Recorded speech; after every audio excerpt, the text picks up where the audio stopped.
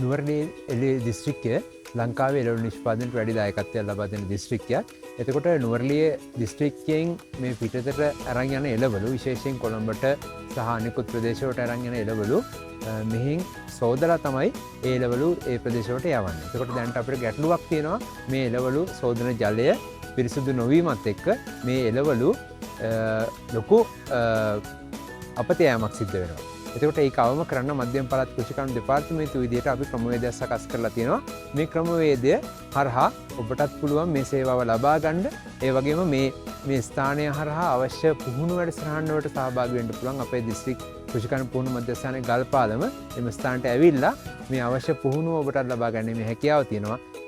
ඒ පුහුණුවෙන් පස්සේ ඔබලට මේ එළවලු මේ සේදුම් මධ්‍යස්ථානයේ සේවාව අපි දිගින් දිගටම ඉදිරි කාලයේදී ලබා දීමට බලාපොරොත්තු වෙනවා. අපේ සේවාව ලබාගෙන අපේ රටට දෙන එළවලු ගුණාත්මක ඉහළ නංවලා හොඳ ගුණාත්මකින් යුත් නිෂ්පාදනයක් අපේ පාරිභෝගිකයන්ට ලබා දෙන්න කියලා අපි ඉල්ලා සිටිනවා. සුබ දවසක් වේවා සියලුම දෙනාට. ඇත්තටම මේ අපේ එළවලු වල පසුවස් වන හානිය 140ක් වගේ වෙනවා කියලා ගොඩක් වෙලාවට කියවෙනවා. එතකොට මේ හානියට ප්‍රධාන හේතුවක් තමයි මේ ප්‍රධාන වශයෙන්ම මේ පසුවස් වන හානියට හේතුවක් තමයි මේ විශේෂයෙන්ම අපිරිසිදු ජලයෙන්, නිකන් දූෂණය වෙච්ච ජලයෙන් මේ එළවලු පිරිසිදු කරලා වෙළඳ පොළට යවන එක. ඒතර මේකට ඇත්තටම උත්තරයක් හොයාගන්න ඕනේ. ඒ උත්තරය තමයි හොඳ වතුරෙන් හොදලා පිරිසිදු වතුරෙන් හොදලා වෙළඳ පොළට යවන එක. ඉතින් ඒකට මේක හරි සරලයි. ඇත්තටම අපි දන්නවා මේ සාමාන්‍ය අපි මේ ගලා යන ජලයේ විශේෂයෙන්ම නුවරඑළිය ප්‍රදේශයේ තියෙන ජලයේ ඇත්තටම මේ ජනාකීර්ණ වීමත් එක්කම සාල විස බීජ ප්‍රමාණයක් තියෙනවා. මේ විස බීජ ඇත්තටම මේ එළවලු වලත් එක්ක දැන් අපි ගොඩාක් වෙලාට කරන්නේ එළවලු ගලවලා ඉවරලා මේක හොදනවා. හොදනකොට ඇත්තටම අපි කරන්නේ ඒ විස බීජ ටික මේක තැවරීමක් කරන්නේ.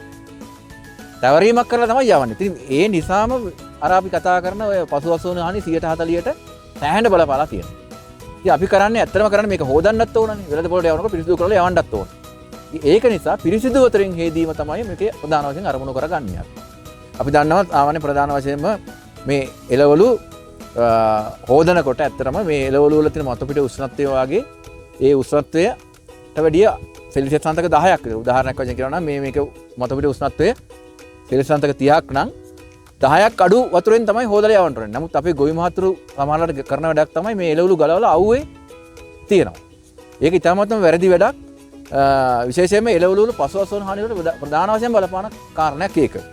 එතකොට මේ අවස්ථාවේදී ඇත්තම පළාත් කෘෂිකර්ම දෙපාර්තමේන්තුවේ PSDG මුදල් වලින් නැත්තම් අපේ තියෙන පළාත් නිශ්චිත සංවර්ධන අරමුදලෙන් අපි මුදල් යොදවලා මේ ස්ථානයේ අපි හදලා තියෙන්නේ විශේෂයෙන්ම පුහුණුව ලබා දෙන්න සහ සේවාව ගොවි මහතුරුන්ට මේ අවට ප්‍රදේශයේ ගොවි මහතුරුන්ට ලබා දෙන්න.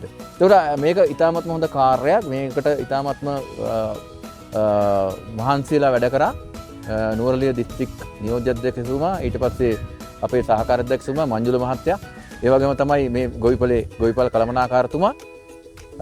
මම බලාපොරොත්තු වෙන ඇත්තටම ඉදිරි කාලයේදී මේ සේවාව ලබා ගන්න එතුමන්වත් එක්ක සම්බන්ධ වෙලා මේ සේවාව ලබා ගන්න මේ ආයතන පැමිණලා ඒ සේවාව ලබා ගන්න ඒ වගේ තමයි පුහුණුව ලබා ගන්න කියලා මම ඔයගොල්ලන්ට යෝජනා කරනවා.